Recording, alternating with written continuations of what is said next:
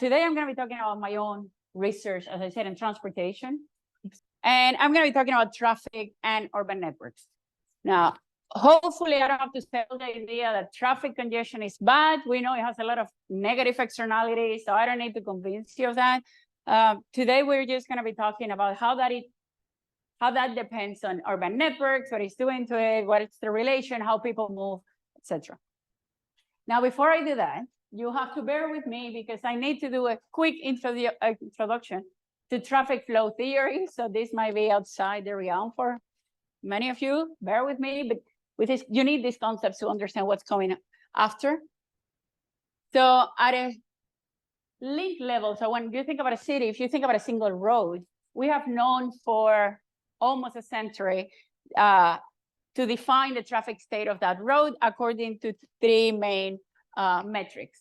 Flow, that's vehicles per hour. So if I'm standing at a given location, how many vehicles per hour go by me, the rate of vehicles.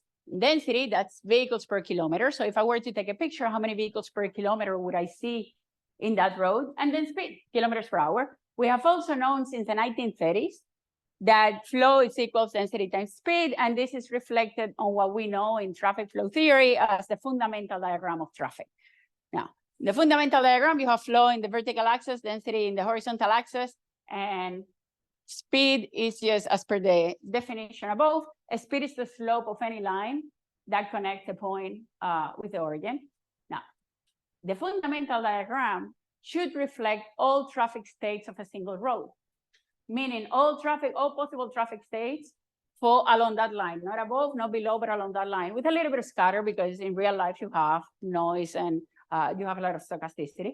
Now you see a point at the top, that's the peak of the fundamental diagram, and it's very important because it tells you the capacity of the road. What is the maximum number of cars that a road can move? But also it tells you when the road is uncongested or congested, so it's attached to this critical density over here. And if your density is below that critical density, so if I have less cars than that, the system is uncongested. Once I go beyond that critical density, my speed starts going down, then my flow starts going down, and the road becomes congested, right? Now, this is about a link, and I was talking about urban networks. Urban networks are way more complex because I have many links. And then first, not all links have the same fundamental diagram. They might have different fundamental diagrams. Second, even if they had the same fundamental diagram, there's a chance that those two links are not reaching the same traffic state at the same time. One might be congested and the other one might be empty, right? And third, in an urban network, all links are interconnected. So what happens in that corner of Vienna can affect what's happening on this corner of Vienna, right? Because of spillbacks, because the queues grow and go from link to link and travel. So that's called spillback effects. So now, I told you that the fundamental diagram, we're very familiar with it since the 1930s. Many years passed by until 2007 or 2008, when two colleagues from Berkeley proposed what is now known as a macroscopic fundamental diagram. Now, I'm not going to go over the concept, but it's a pretty similar graph to the fundamental diagram, except that it reflects average conditions throughout the city. Now, it tells you on average how the city is doing. As a result, the top here is flatter than the fundamental diagram, and you don't see this overly congested part, because this means that the city as a whole will come to a standstill when it comes to traffic. And cities might be congested, but you rarely see the whole city stopping, right? Now, for the microscopic fundamental diagram, or MFD, to exist, it should represent a relatively compact area that is more or less homogeneous. The MFD is beautiful because it's consistent with traffic physics, but there's some analytical approximations for simple networks. It's network specific, and it allows us to develop elegant macroscopic control strategies. So now we don't need to know what's happening on every link on the network to actually do something in the city about traffic. We can just look at the average conditions and react to those, or be proactive, which is even better, rather than reactive. And then it's well-defined and reproducible. That's one of the main characteristics of the MFD established from the beginning. But the question is whether traffic patterns are really reproducible for any given city. So here you have, I don't know what's happening, 28 consecutive morning MFDs, so that diagram during the morning peak for the city of Zurich. That's where I used to live before. I used to be at ETH prior to moving to Abu Dhabi. So this is for the month of September. And if you look at them, they look more or less the same. Now we went a little bit farther. Rather than just looking at them, let's compare them properly. And we use a dynamic time warping algorithm because we wanted to compare not only the actual shape, but the temporal aspects of this shape, right? This diagram, when you see it like that, it doesn't show you the temporality of it. You don't see at what time do you reach any state, but we compare also that. So two MFDs that look pretty similar, but one gets a city congested at noon and the other one gets a city congested at 8 a.m. We will categorize as two different MFDs because the traffic dynamics that are leading to that congestion are evidently different, right? Okay, so we use this dynamic time warping algorithm to cluster the MFDs. And here, different colors represent different clusters. Now, not surprising, the clusters are sort of associated with days of the week. So if you look at all Saturdays, they are the same, they're all red. They belong to the same cluster. Now, all Sundays, well, most Sundays are, I don't know, mustard sort of color. And they belong to the same cluster, except for this Sunday, which is weird. It's a weird Sunday. But it's weirder because it precedes a weird Monday. Now, for those of you of Zurich, who are coming from Zurich, you might know that this is a holiday where people go target shooting. Yes, it's today. Yeah. Okay. So today is a target holiday. It's a holiday in Zurich where people go target shooting. So it's sort of a very weird day. And it seems that on Sunday, people behave like on Saturday, right? Like, you know, I have another day tomorrow. So anyways, it's clear that the MFD, there are variations on the MFD and they're associated probably with the demand, right? In fact, we looked at 365 consecutive days for Zurich, a full year, and we were able to cluster all MFDs into 6 patterns. These 6 clusters, and each of them is associated with a distribution of traffic in the city. And here you have 6 contour plots, and here you have the densities in the city at a given time. And as you see, they're not the same. You know, people don't travel, you know, our behavior is reproducible to a certain degree, but not every day of the week looks the same, right? Now, this is very cool because it means also that if we can, and we did the test for this, if we can identify this sort of distribution from very early in the morning, we can have access to that MFD, not only the shape of it, but the temporal aspects of it. At what time will congestion start? At what time will it end? How would it work, right? How would that progress? So now, can I use those insights in Abu Dhabi, where I am right now, or basically, how do traffic patterns compare across cities?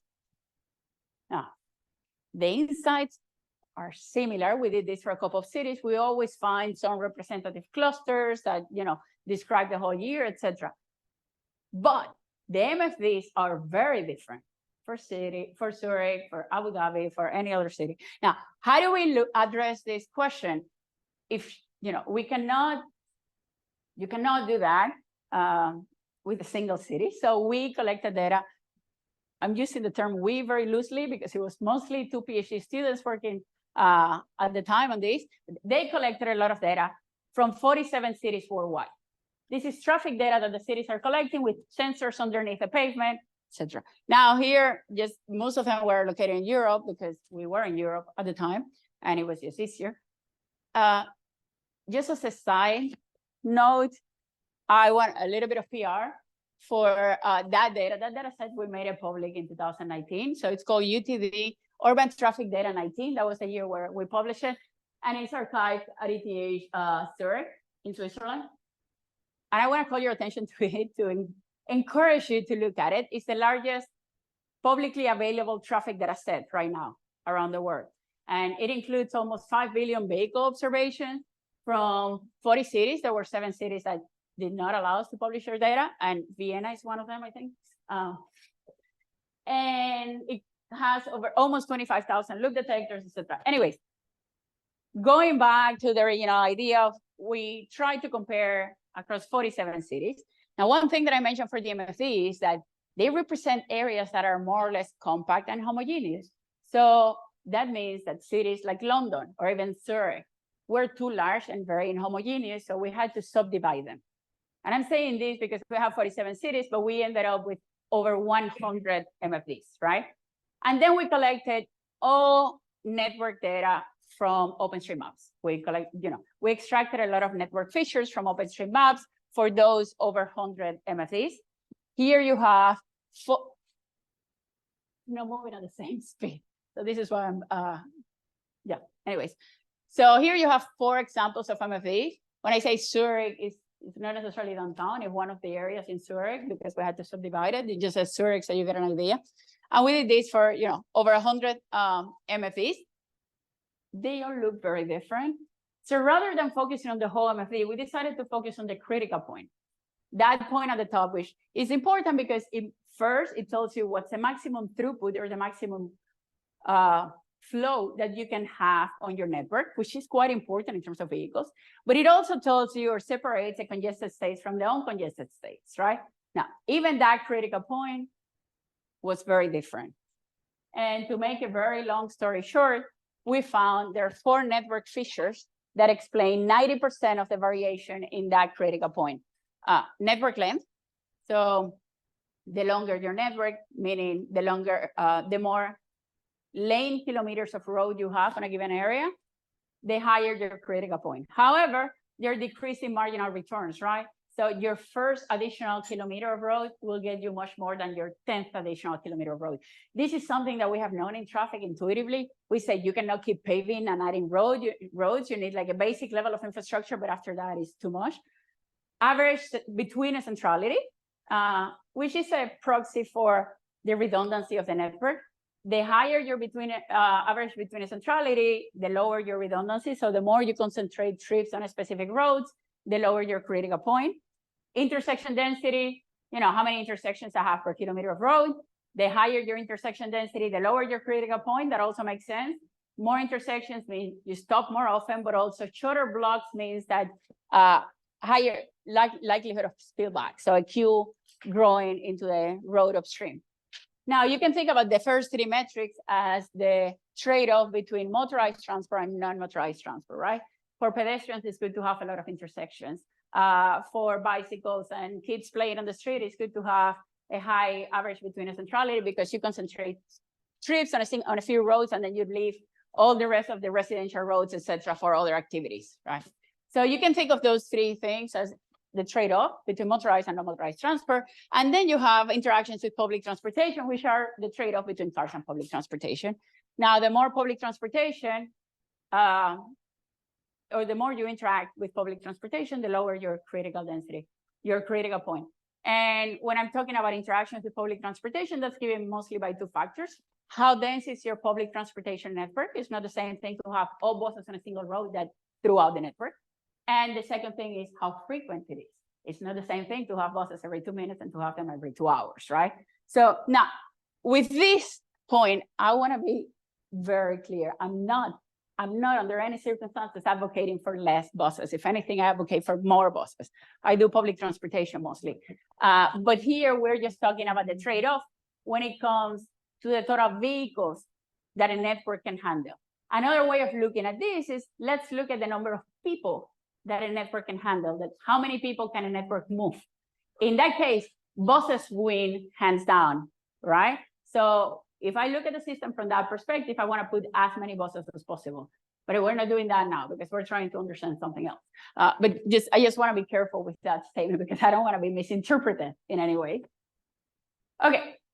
So anyways, that's good because it gives us access to a critical point, some predictability value of the MFD, and we said why that is important, but it doesn't give us the full picture because it doesn't tell us how the system goes from uncongested to congested.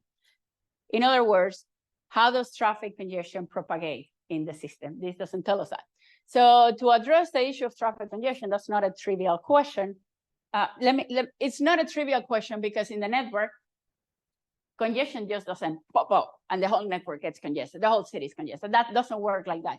You typically start with one link, that gets a little bit of congestion, and with time, the congestion of that link grows back into other links, and another pocket of congestion appears somewhere else on the network.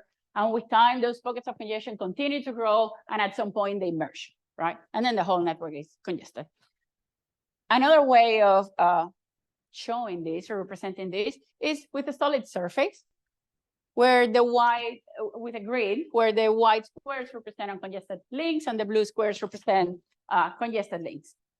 Now, this sort of representation is very useful because it allows to borrow a concept from physics, and I know this is going to be a part where some of you are very familiar with them, with the concept of percolation. And so you can think about this as a solid surface where I start poking holes, the blue hole. So in fact, side percolation. And I'm going to be talking here. When I'm talking about this, the blue holes represent 20% of the network, 35, 60, P represents basically the percentage of holes that I have. And what I'm trying to measure with percolation is the likelihood that if I drop some liquid on the top, it goes all the way down to the bottom. It finds a path. Now, in this case, it's a 20 by 20 grid. So in theory, I could put 20 blue squares, one on top of each other, like a vertical line, and the water will go through. However, that is a single realization for many different ways of throwing 20 blue squares in that grid, right? So the likelihood of that individual realization is really tiny. And as the grid increases in size, the likelihood of each individual realization becomes smaller and smaller. In physics, they have looked at, or physicists have modeled the likelihood of percolation for an infinitely large grid as a function of P. And then we see it's a very discontinuous function. It's 0 until it reaches some critical P. And then it jumps dramatically and continues growing to 100. Now, why are we interested in percolation? Inspired by one of his papers, Professor Havlin. And because it has some features that are very interesting when it comes to traffic. For instance, the number of clusters, a cluster being one or more congested links with our definition, which is slightly different, and the size of the largest cluster. So if we look at the number of clusters, what we see is that as we add blue squares, as we increase P, the number of clusters starts growing, which makes sense. I have more pockets of congestion. And at some point it peaks and it starts going down because the clusters start to merge. So in the extreme, you will have one big blue square, right? Then you also have the size of the largest cluster that initially grows slowly because you're adding one blue square here, one blue square there. But then right about the time where the number of clusters peak, this starts growing rather fast because now rather than instead of adding one blue square here, one blue square there, you start adding full clusters to you, right? So 10 blue squares at a time, 20 blue squares at a time. So now these two things are very cool because they happen before percolation. So they're considered a precursor for percolation. And it's very easy for us to see this stuff in traffic. Well, very easy. We can look at this stuff in traffic. So what we were trying to see was what we were trying to compare is whether there's any relationship between those concepts of percolation or those metrics of percolation and the concepts related to the MFD that I was describing before. Now, in the MFD, we typically have here density, and there we have P, but which are related, but they're not exactly the same. But what we were trying to see is whether there's any temporal correlation. So we said, well, besides tracking all those metrics, let's just look at this in terms of time. And how do we do that? Well, we ran a lot of, 5 realistic large-scale simulations for 5 large cities: Rio de Janeiro in Brazil, Lisbon in Portugal, San Francisco, Boston, and Los Angeles in the US. For each of those simulations, for every individual link, for every time step, we derived, because we had all the data, the actual fundamental diagram, the empirical fundamental diagram for that link, and based on both the critical density, the concepts that I introduced earlier, and the speed index. So what is your speed over the maximum speed that you can go? We said the link is congested or not. We classify the link as congested or not.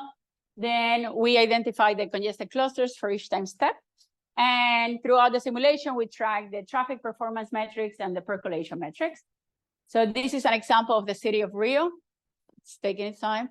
in Brazil, and you can see the different colors represent different clusters.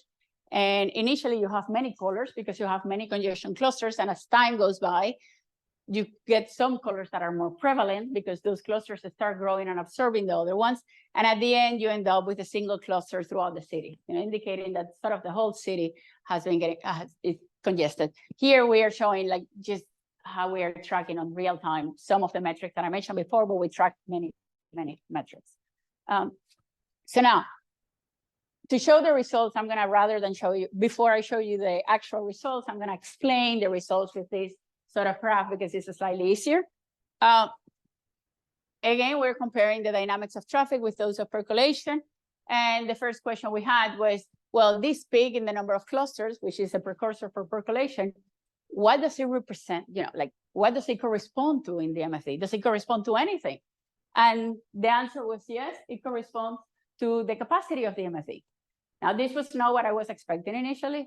And this has been a fairly controversial point. And every person I asked, I had many discussions about this. Every person has a different idea of what it should be. So it's not so straightforward either. By now, I think I've convinced myself this is the right answer, and I have found the intuition for it.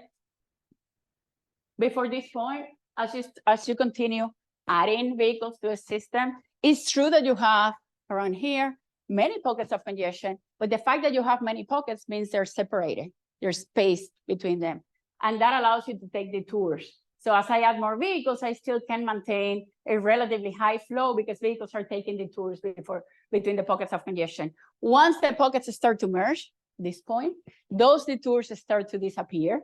So as I add more vehicles into the system, they get trapped in congestion and the flow goes down, right? Now, if that's the precursor for percolation, and we know that percolation happens later, what does it mean for the MFD? Probably means that percolation happens somewhere there. And what does that represent? In percolation, once the system percolates, you cannot go back, right? In traffic, that's not the case. I just show you that the MFDs are reproducible, which means every day they reset themselves, right? Like the city gets empty again. But what we know in traffic is that the system around capacity can be very unstable. And it can stay there for a while, or something might trigger a rapid collapse of the system when it comes to congestion, right? We never knew what this was. Maybe it's this percolation point. We're not, this is work in progress. And how do we find the percolation point? Because we cannot just drop water in the system. We looked at the size of the second largest component, among other metrics like the cumulative, the CDF of the complement of the CDF of the sizes of the congested clusters, etc. But if I look at the size of the second largest component here, for the sake of it, it behaves up to this point, it behaves like the largest component. It grows slowly first because it's adding blue squares. Here it starts adding blue clusters, but then it drops in size. And it drops in size when the system percolates because it gets absorbed by the largest component, right? So these are the actual results for Rio. And I'm not gonna go into the details, but the colors are the same as before. And yellow, number of clusters, blue, largest cluster, pink, MFD flow. And you can see the dark line represents the peak in the yellow line in the number of clusters. It also corresponds to the fast increase in the size of the largest cluster and the peak in flow. Now we couldn't plot the green line, the size of the second largest cluster, just because it requires, right now we have 3 axes and it will require like 2 on the left side, 1 here. We require another axis and it's very complicated. It was impossible to see, but we marked that point with a dashed line and it does happen after. Now, this time gap is not totally clear what is affecting that time gap. This is something that we're working on. Now, these are the results for the other 4 cities. San Francisco and Los Angeles, exactly the same. The time gap between the precursor for percolation and percolation is different, but the behavior is exactly the same. Lisbon and Boston is exactly the same until the dark line, but none of these 2 cities percolate for different reasons. In Boston, the system becomes unloading, so the demand sort of drops before it gets to percolate. In the case of Lisbon, the precursor comes too late into the simulation, and it doesn't get to a percolation. I have to say that the simulations are based on real data for those 5 cities in cell phone data that Professor Marta Gonzalez had collected before, and she had calibrated those demands, etc. So we were using real demands, and the simulations were quite realistic. I have the results comparing travel times within the simulations and real data, and they're quite realistic. So anyways, as a sort of summary of this presentation, first, traffic patterns are reproducible over time for any given city, but there are variations associated with demand. And this is something that we couldn't understand before. Before we thought they're the same, it doesn't matter. It does change, I'm sorry. Then when it comes to the critical point of a city, which is the maximum throughput, there are 4 network features that can help us predict 90% of the variability in that point. So looking at the network features is important if we're trying to understand traffic patterns, not only the demand side and how people are making decisions about moving. And last but not least, the propagation of traffic congestion follows a similar dynamic as a percolation process. And this, I didn't go into the details, but can be very useful for control purposes, because now we can function hopefully around capacity as long as we don't let the system percolate. And I'm stressing now percolation as per our definition, because I know there are different words in percolation that are using slightly different definitions of percolation within traffic, right? So with that, I finish my presentation. Oh, not without thanking all my co-authors, but in particular, the first guy, that's Lucas Ambu, and he's the common thread. He was my PhD at ETH, not anymore, he graduated, but he's the common thread across all the different pieces of research. So this is basically his research. So thank you very much for your attention, and I'm happy to answer any questions.